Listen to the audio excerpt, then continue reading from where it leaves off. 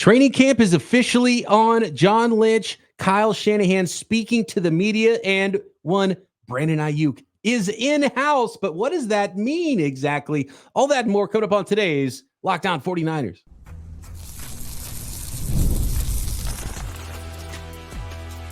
You are Locked On 49ers, your daily San Francisco 49ers podcast, part of the Locked On Podcast Network, your team every day.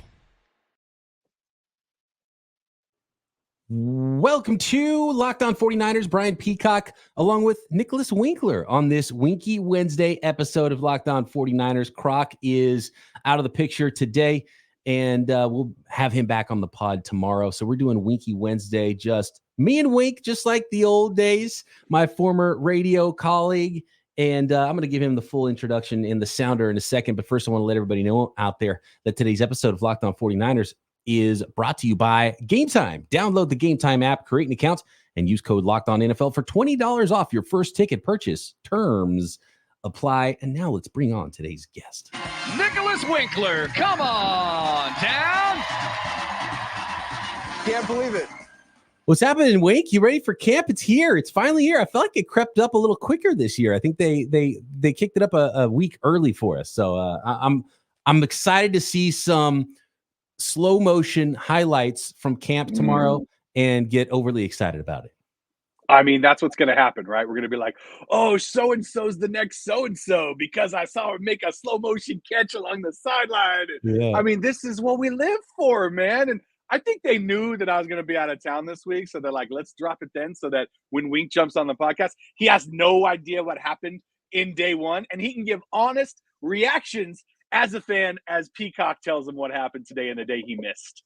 I just got back. There's a lot of road games happening on Locked On 49ers this summer. Wink is in the state of Oregon, if I'm not mistaken.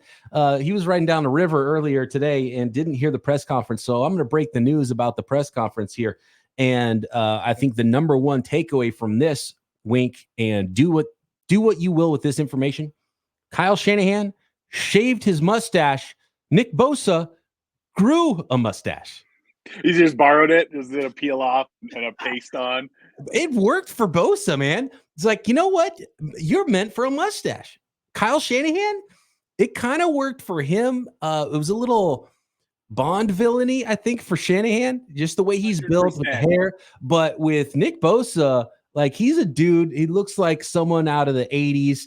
He's growing the hair out a little bit more, so he's got a little bit of wavy hair going, getting longer, got the mustache. He looks like an extra from, like, Magnum P.I. or something. Yeah, I mean, you mentioned the Kyle Shanahan thing, and it didn't help that he was in a tuxedo at McCaffrey's wedding, right, you know, with the stash. It was just, he was just plotting, you know, like, excellent. Like, you know, he was up to something behind the scenes there. And the beat writers were on it too. They're like, Kyle, what happened to the stash? Because he shaved it. He's like, I actually shaved it yesterday because I knew you guys would be asking me about it. He's like, I didn't think it was a big deal. I actually liked it, but I couldn't do that with you guys around. I was like, oh, come on, you can't cave. Grow the stash, man. Maybe a team stash thing, like the year of the stash. Maybe that's what the 49ers need. Just that one extra thing to rally around. Like the Giants had the what did the Giants have one of those World Series years? The panda hats. And, you know, they did the fear the beard thing too. Yeah, the beard thing was definitely big for a while. Facial hair, I think, can help a ball club for sure. So, Kyle, grow it back if you'd like to, man. I mean, you know, if people want, I'll do the stash. Like, you guys can see what just the stash looks like over here. I'm not sure I can quite fill it out like Bosa does, but you know, he's kind of at the next echelon up of studs. You know, maybe 4 or 5 up from me. And yeah, I feel like a stash is tough to pull off. I think you really gotta be dressed right, or you gotta have like the right physique for a mustache, you know, or else it just looks like laughable, right? Where people are just like, oh man, that guy doesn't even know what he's got growing on his lip right now. Like, that is bad. If you don't have the right look going on, it can look a little creepy at times. Yeah, I think there's a reason the stash isn't as popular as it once was. But I also think people make it too big of a deal about the stash too, because remember the Gardner Minshew thing. People are like, oh my God, he's so zany. He's got a mustache. Like, it's just a mustache. It had handlebars though, right? It kind of went down. He had a few versions of it, I think. But creative. In reality, the big story of the day is that Brandon Aiyuk reported to camp. Wink. Not practicing, of course, right? I mean, I haven't seen anything, but he showed up so he doesn't get fined, right? Like the Marshawn Lynch thing, like, I'm just here so I won't get fined. That's what I think. I think we've got a case of an old-fashioned hold-in from Brandon Aiyuk. He doesn't want to get fined, so he's going to show up. He'd probably like to have conversations about his new contract because clearly he wants to get that done. And so we'll find out when they do hit the field. They weren't practicing today. They're going to slowly ramp this thing up. As they always do in training camp. You know, we always get really excited, they report, and then not a lot happens for the first few days. I would be shocked if Brandon Aiyuk is on the field at all until that new deal happens, until maybe late in the preseason. Maybe he gets one preseason game in if it turns out that he's going to report, or if it turns out he's going to play on his fifth-year option. I think the earliest he would start to hit the field is probably maybe get one preseason game in, but even then it might still be something. So I expect to hear about a hamstring or, you know, some kind of an injury designation maybe, or nursing something for Brandon Aiyuk to be kind of there but not there, and holding in 49ers camp, because I can't see how his agent, if this negotiation continues to go like I think it will, because how it has gone, I can't see him risking any kind of injury until it's the last moment where he realizes, okay, he's going to play on his fifth-year option. I think you nailed it. I think it's going to be like some soft tissue, you know, ankle or knee, or, oh, my core, my oblique is a little sore today, so I don't want to head out. And, you know, this kind of thing where he's there, right? So he's showing, look, I want to be here. I don't really want you guys to trade me. I want to be a 49er going forward, and I'm not going to hold out and get fined for it. Like, I'm here, but you're not really going to have me until we can kind of get something done. And let's be honest, how the 49ers do it, like, of these kind of long-term deals that they've been negotiating over the last 4 or 5 years, there's only really been one that was in July, right? It was Fred Warner. All the other ones have been August, right? And forward. So it's like, we got a little bit of time here until I think that this Aiyuk deal is going to get done. I really think it will get done. I think it'll get done before the season starts. Hopefully not right before the season starts, when we saw what happened with Nick Bosa, where he's like, yeah, I wasn't really, you know, fully ready to go. You could see it. Yeah, that's why I think, you know, that last preseason game, it would be pretty important to get him on the field and get him acclimated to playing a season before the day before the season, because that could, you know, and that could lead to actual injury, you know. And so for Aiyuk himself, it's probably better for him to be healthy during the season if he ramps up slower and gets the right amount of practice before the season starts too. So, and obviously it'll make him play better, and he's going to be playing for a contract from whatever team gives it to him if he does play on the fifth-year option. That's probably the direction this is going right now. Most of the press conference from Kyle Shanahan and John Lynch was different questions and talking about the Brandon Aiyuk stuff. And, you know, obviously they didn't want to go into any details about it, but John Lynch was asked, like, when would you like to get this deal done? And he said yesterday. Like, he wants to be done. He says it's not really, this is the thing that I don't get, because he says it's not the plan to wait so long on all these contracts. And so my question is, then why are you? Because it got more expensive. What are you doing? I think you nailed it. I think that at first they were like, this is a little high what he's asking for. Like, let's see if we can negotiate this down.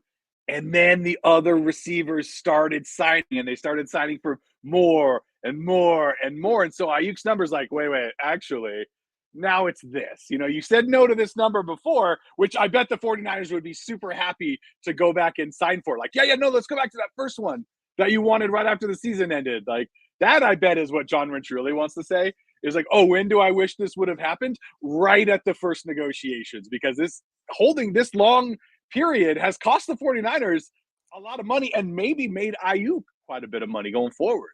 Yeah, and John Lynch said he doesn't have a lot of patience and he wants to get all these deals done earlier. But what he's really saying is, I want them to accept our offer earlier. Yeah. If they would just say yes, we'd be done and they'd be in camp right now. It's exactly. Like, come on, dude.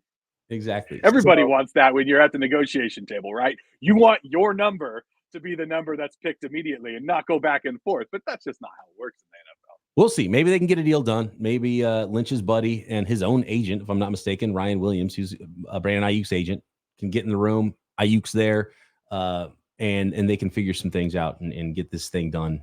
And Brandon Aiyuk can be signed, and we can end this saga, this offseason saga for the San Francisco 49ers, which has revolved around the Brandon Aiyuk negotiations. Do you remember the saga last year with the 49ers, Wink? and Brock Bosa? Purdy and his injury, and then Trey Lance getting traded. That was only a year ago. It feels like it was a decade ago, but last year at this time, there was some wild stuff happening with the 49ers still, and we weren't sure if Brock Purdy was going to be ready to go for camp.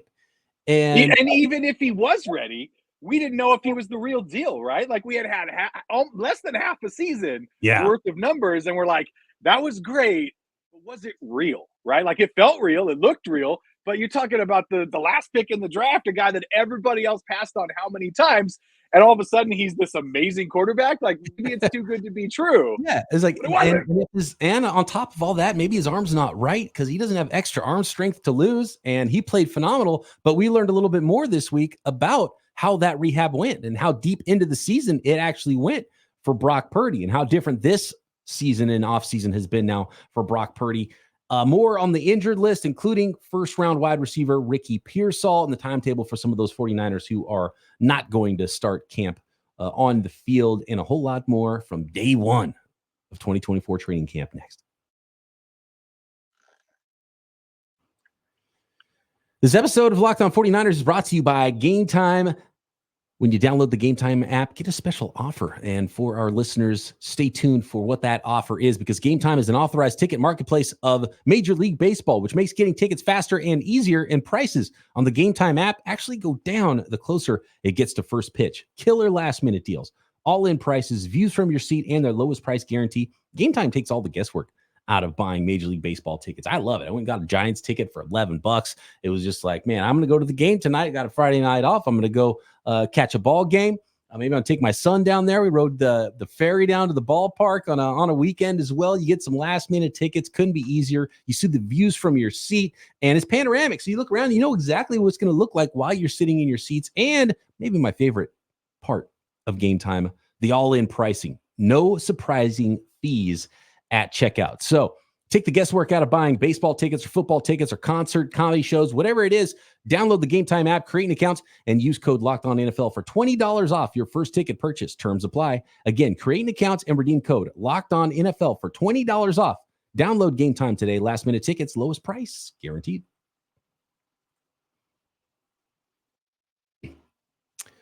Okay, so Brett Coleman, who does fantastic YouTube videos on the NFL, had a little nugget. And I remember I don't know if you remember this, there was just kind of a little story, and it was brief, and Brock Purdy was playing so well. We didn't really talk about it a lot, but remember there was some talk that Brock Purdy maybe had some I don't want to use the term arm fatigue. We've been down that road too. But there was he was still like having some arm soreness and maybe missed a practice or two at some point throughout the actual season, because we didn't really hear about his practice regimen except for his 2 days on, 1 day off he was doing when he started training camp. And then there was remember we made a big deal about it. It's like, oh, he had 2 days in a row off. Is there something wrong?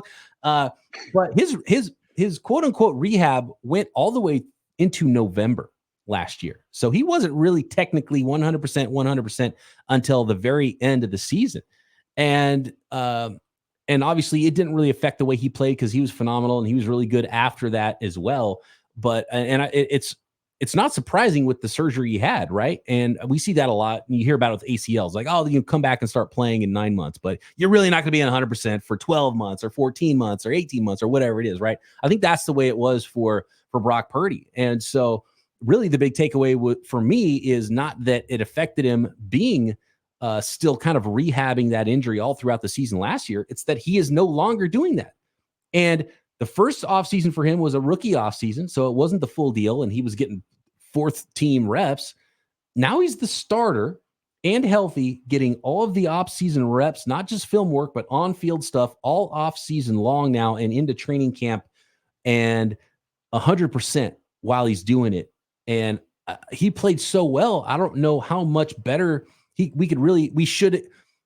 I'm sure he can get better, but how much better should we expect, Wink, Brock Purdy to get? Because he's already playing awesome. It's not like he's 6'5" and has this crazy cannon of an arm where there's this extra level of, if he develops this, and then watch out because he's got this and this. We've already seen him play at as high of a level as we could kind of expect, because we expect more from Brock Purdy now with this offseason.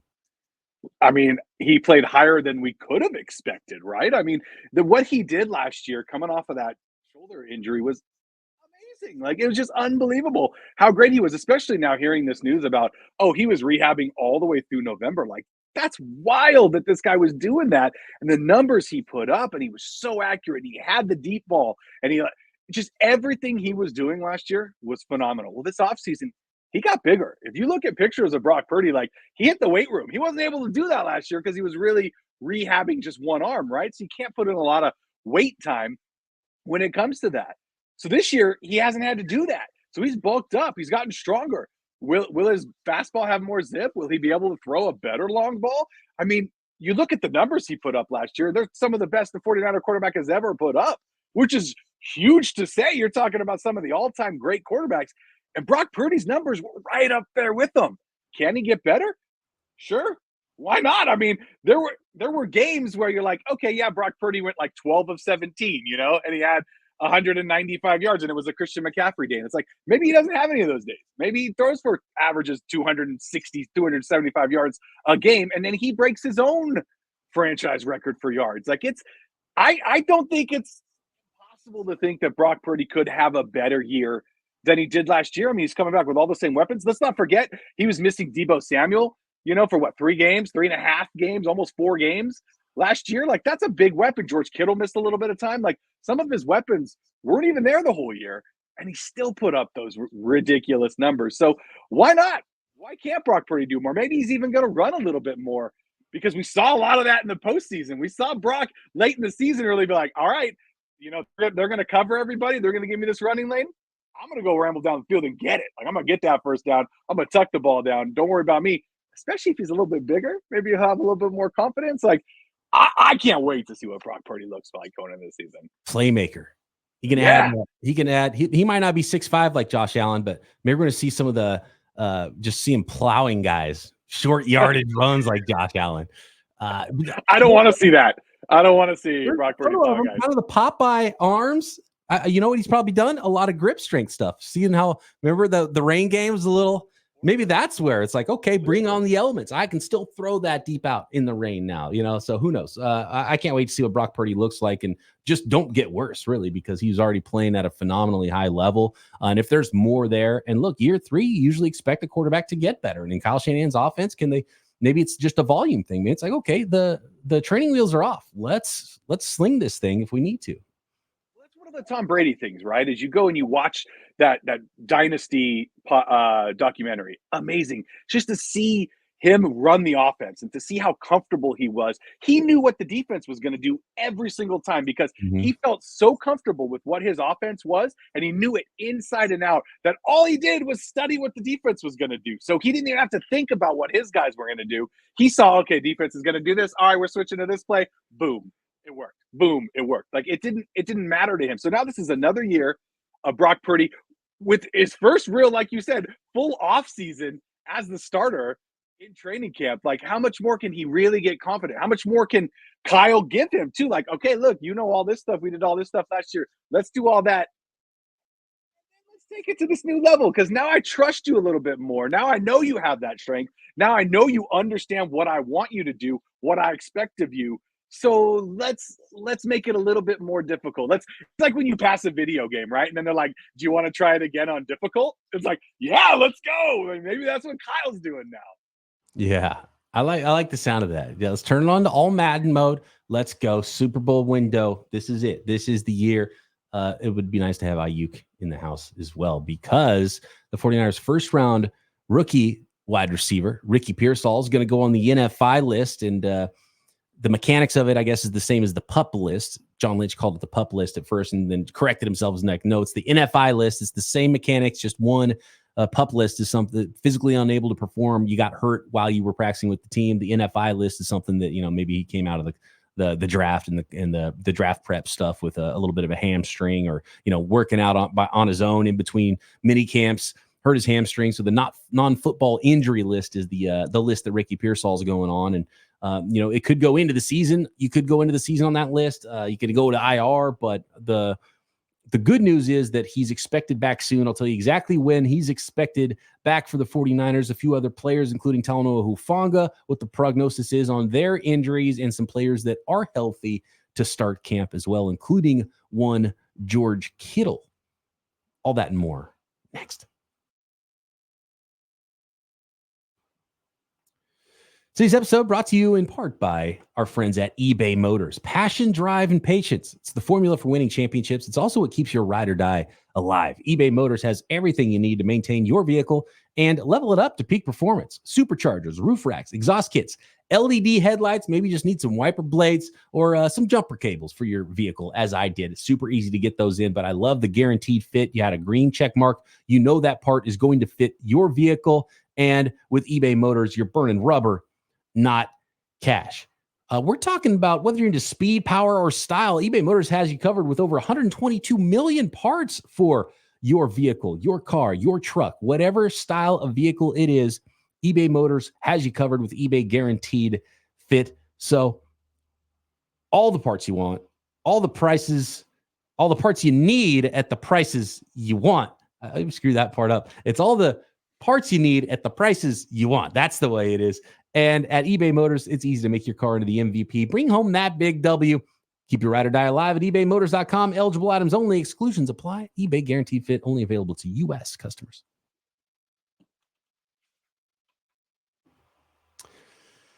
All right, Wink. Ricky Pearsall. It's a hamstring injury we found out today. So he's got a hamstring injury. It's not a big deal. They expect him back. They said he's going to miss the first block of practices, which is like 4 practices, and then there's an off day, day 5.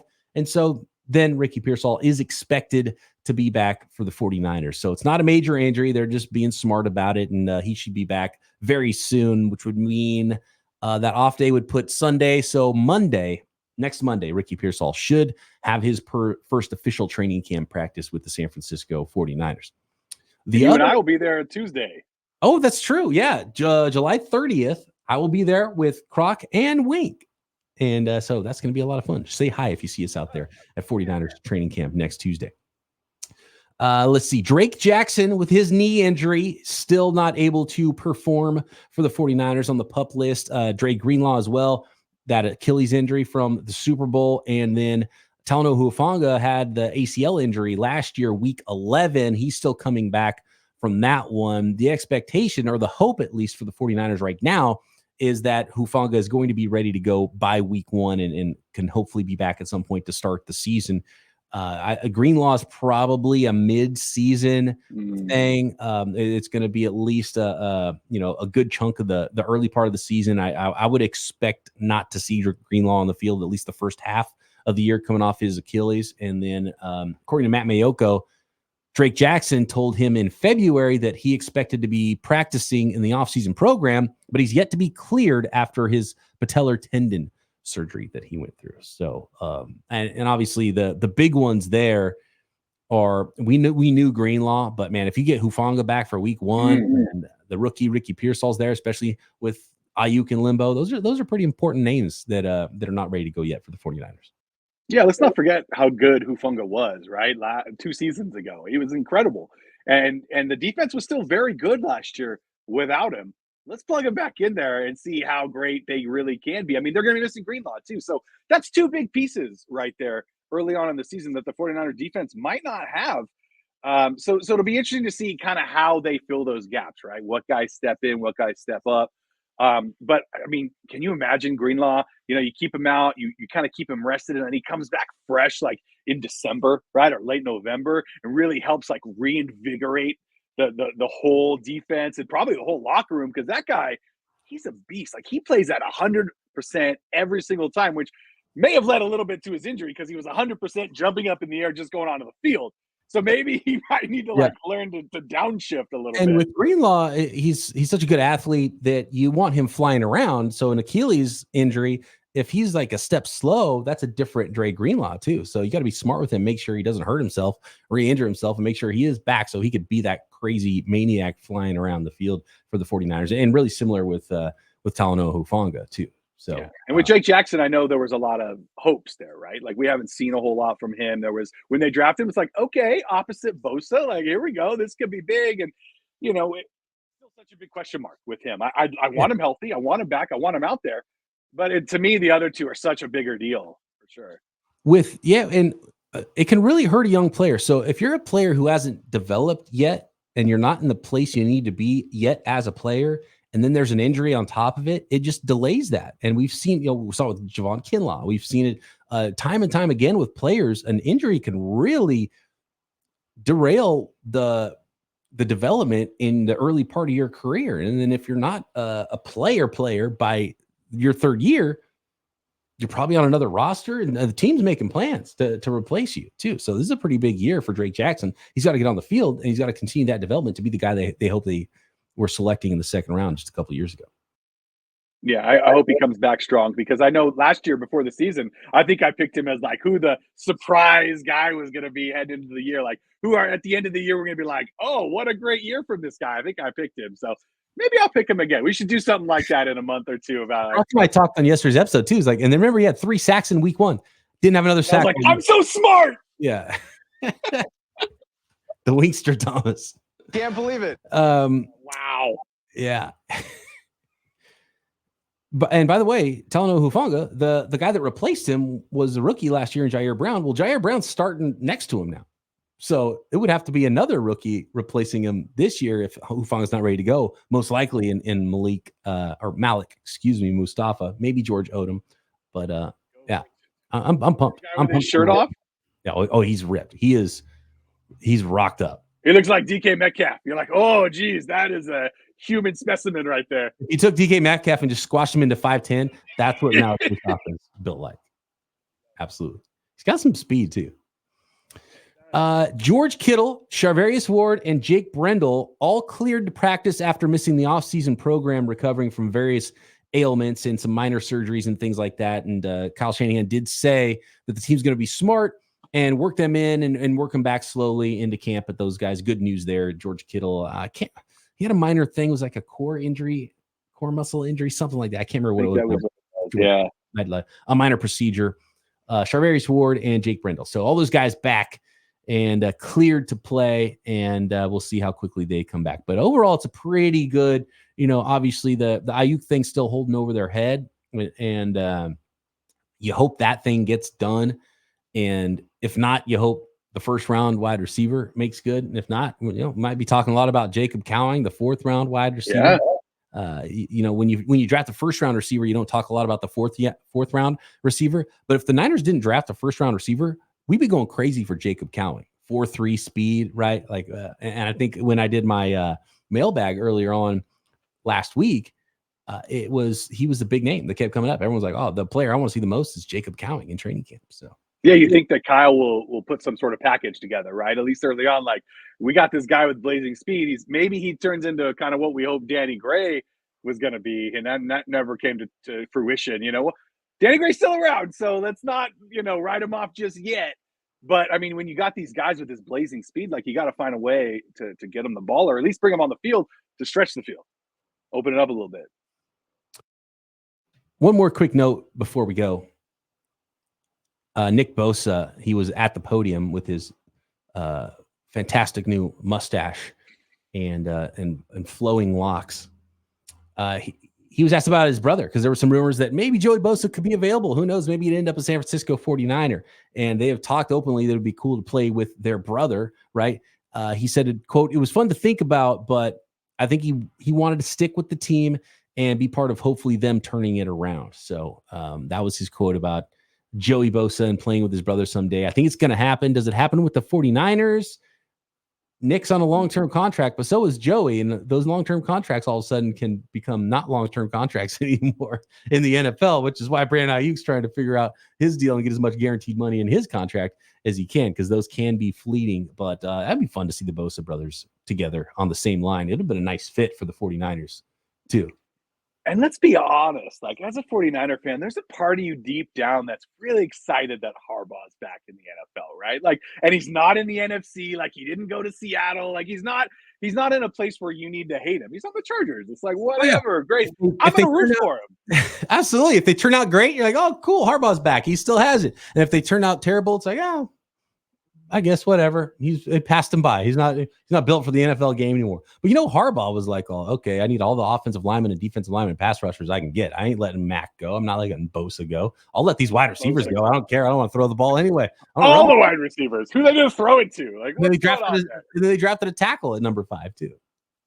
man. Hey, shout out real quick to at Gonzo7V, who tagged me in a photo of Wishnowski, who him and his wife Maddie had a son win. Yeah. So hey, wink wish watch here early, even as camp gets started. Wishnowski, a proud father, gotta love it. Fantastic. Congratulations to the Wishnowski family. Wink, appreciate you joining me here once again. Sans Eric Crocker, Croc back with me tomorrow. Thanks to all the everydayers out there. Make sure you are subscribed on YouTube and everywhere you get your podcasts.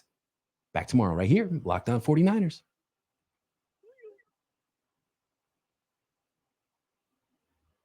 I don't buy it.